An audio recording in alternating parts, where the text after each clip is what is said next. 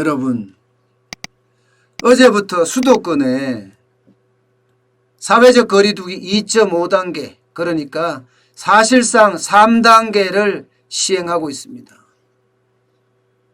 이 3단계는요, 지금 안 할 수가 없는 상황이기 때문에 시행을 하는 거라 이렇게 봐야 되거든요. 왜냐하면 여러분 생각을 해보세요. 수도권에 인구도 굉장히 많이 집중이 되어 있고 경제력도 집중이 되어 있고 인구 밀도도 굉장히 높습니다. 만약에 이게 수도권이 이번 일주일 동안 제대로 코로나19를 제압하지 못한다면요, 경제 파국은 불을 보듯 뻔한 일이 됩니다. 경제 파국은 불을 보듯 뻔한 일이. 이게 일주일에 멈춰야죠. 일주일에, 그죠? 이제 하루가 지났으니까 나머지 남은 7일이네요. 7일에 멈춰야 됩니다. 근데 멈추지 않고 이게 계속해서 가잖아요. 그러면 경제에 미치는 영향은 엄청난 그런 태풍을 몰고 올 수도 있습니다. 태풍을. 당장 한번 보자고요. 서울시만 한번 볼게요. 서울시만요. 서울시만 하더라도 여러분 보세요. 서울시에서는 아예 1000만 시민 멈춤 주간이라고 이야기했어요. 음식점 16만 5686곳이 밤 9시 이후부터 그 다음날 5시까지 문을 닫습니다. 손님을 못 받습니다. 대신에 포장이나 배달만 하게 되어 있습니다. 헬스장, 당구장, 골프 연습장 11,100곳입니다. 여기는 아예 집합 금지가 됩니다. 집합 금지. 10인 이상 학원 14,899곳이요. 비대면 수업, 그러니까 온라인 수업만 허용됩니다.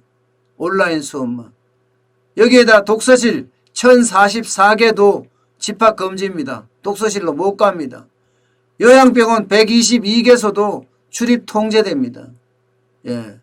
만약에 이 상황이 계속해서 간다면요, 진짜 심각해지는 그런 상황이 될 거예요. 불법 다단계 같은 경우도요, 포상금이 500만으로 상향 조정됐습니다.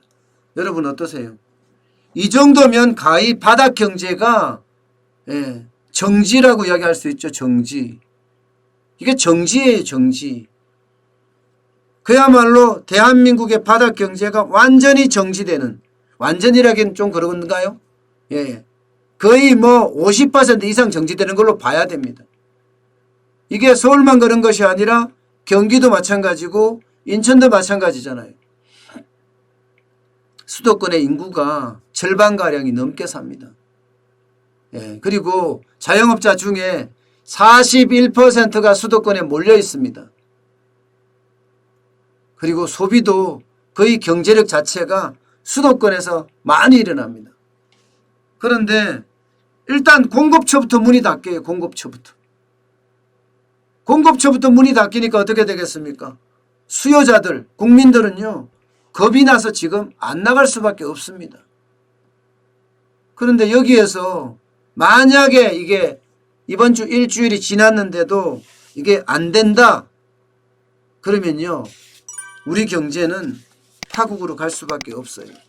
지금 현재까지 보면요, 정부가 이렇게 강력한 조치를 취한 데는요, 지난 16일부터 시작해서 사회적 거리두기 2단계를 단행을 했지만 코로나 확산세는 점점 늘어나고 있습니다. 점점. 코로나 확산세가 점점 늘어나니까 어쩔 수 없이 지금 강력한 조치를 취할 수밖에 없는 그런 상황에 도달한 겁니다. 보세요. 지난 14일, 16일부터 보자고요. 16일 279명이었으니까 16일부터 29일까지 보면 계속 추세선이 우상향선이고요.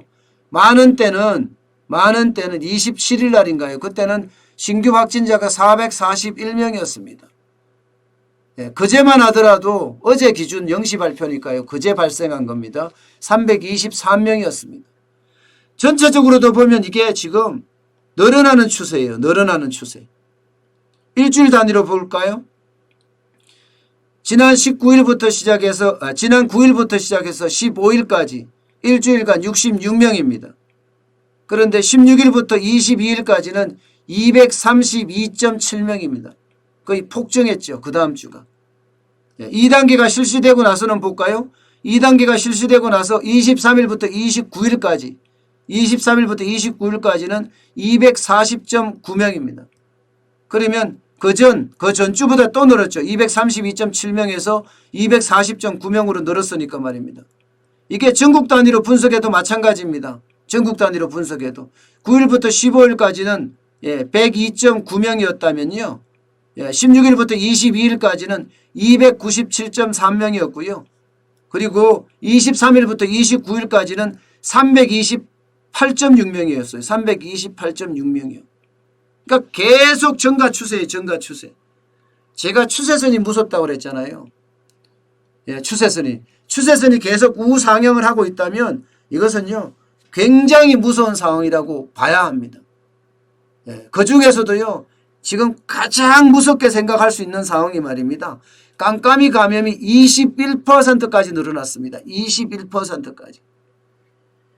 깜깜이 감염이 늘어난다는 것은 지금 계속해서 늘어나고요. 어제 그제 323명이 된 것은요. 검사 건수가 줄어들어서 그렇습니다.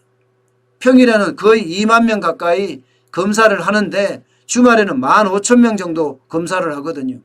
검사 건수가 적어도 3, 4천 건에서 5, 6천 건 적습니다. 그러니까 확진자가 덜 나온 거라고 봐야 되는 거예요.